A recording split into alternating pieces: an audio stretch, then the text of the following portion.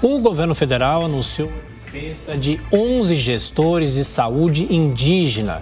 Também estão na lista 43 chefes regionais e nacionais da FUNAI. As baixas foram publicadas no Diário Oficial desta terça-feira, sem nomeação, por enquanto, dos substitutos. A lista inclui o coordenador do Distrito Sanitário Leste de Roraima, que reforça a assistência dada aos Yanomamis no estado. A gente vem acompanhando nos últimos dias as informações sobre as mortes dessas pessoas, e a gente não sabe se o governo federal vai nomear pessoas para essas vagas ou vai fazer um amplo programa de alteração no comando daquelas áreas. A Jovem Pan segue acompanhando. Mais uma vez, Brasília, ministro Alexandre de Moraes atende a um pedido da PGR e abre novos inquéritos sobre os ataques do dia 8 de janeiro na capital federal. De lá, repórter Paula Lobão. O interventor federal na segurança pública do DF, Ricardo Capelli, se encontrou com o ministro Alexandre de Moraes na sede do Tribunal Superior Eleitoral. No primeiro encontro entre os dois, Capelli apresentou um balanço parcial da intervenção federal na segurança pública do DF. Segundo o interventor, o relatório final será entregue ao ministro na quinta-feira. Nesta segunda, Alexandre de Moraes determinou a instauração de 6 novos inquéritos para apurar condutas relacionadas aos atos de 8 de janeiro. As investigações foram solicitadas pela Procuradoria-Geral da República. Elas miram na atuação de financiadores dos atos de violência, os autores intelectuais e incitadores dos atos e, por fim, aqueles que executaram a invasão e o vandalismo aos prédios dos 3 poderes. Ao todo, 7 crimes são investigados nos inquéritos, entre eles terrorismo, tentativa de golpe de Estado e ameaça. A Procuradoria-Geral da República denunciou nesta segunda-feira 54 pessoas envolvidas nos atos de violência do dia 8 de janeiro. Os denunciados foram detidos no acampamento em frente ao Quartel-General do Exército, aqui em Brasília. No total, 98 pessoas já foram denunciadas ao STF. Essa é a terceira denúncia apresentada pela PGR. A primeira mirou os 39 detidos no Senado. E a segunda, 5 que foram presos por envolvimento em ataques ao Supremo Tribunal Federal. Agora caberá ao plenário do STF decidir se aceita a denúncia e transforma os acusados em réus. Ainda não há data marcada para o julgamento. Diogo Schelp, de qualquer forma, leve o tempo que for, esses inquéritos vão prosseguir até que todos sejam investigados e punidos.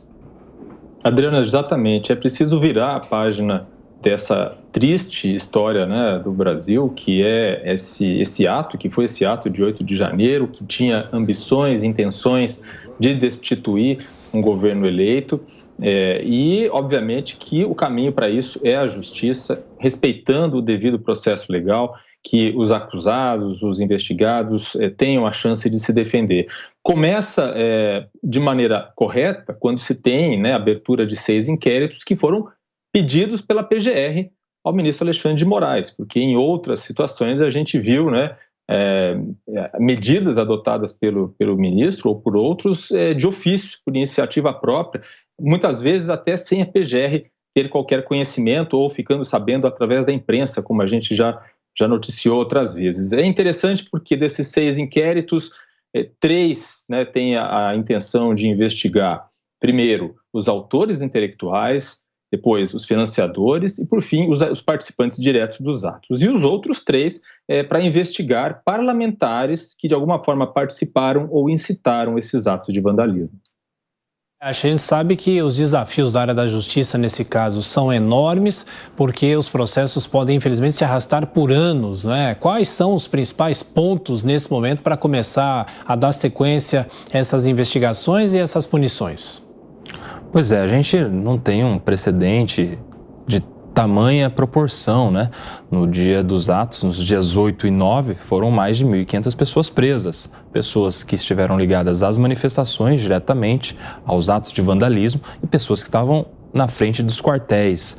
Então, a gente não tem nem estrutura jurídica necessária para promover tantas prisões e tantas investigações assim. Prova disso, a demora que nós tivemos na confecção dos autos de prisão em flagrante. Pessoas presas por mais de semana.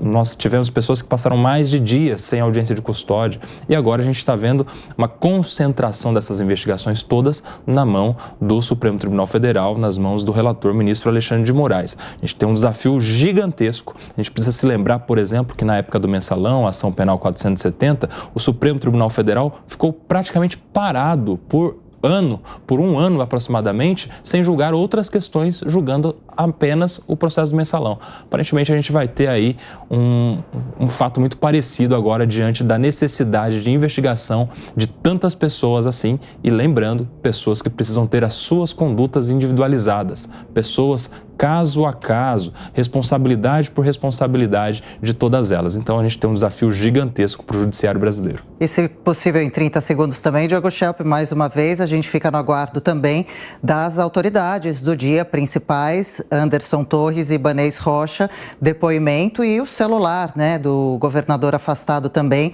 as próximas investigações que a gente também vai acompanhar. Exatamente, Adriana, é a fase de coleta de provas, né, para verificar se de fato houve negligência ou omissão por parte dessas autoridades ou até uma participação mais ativa. Então, isso é importantíssimo e as provas vão indicar se há realmente elementos para indiciá-los.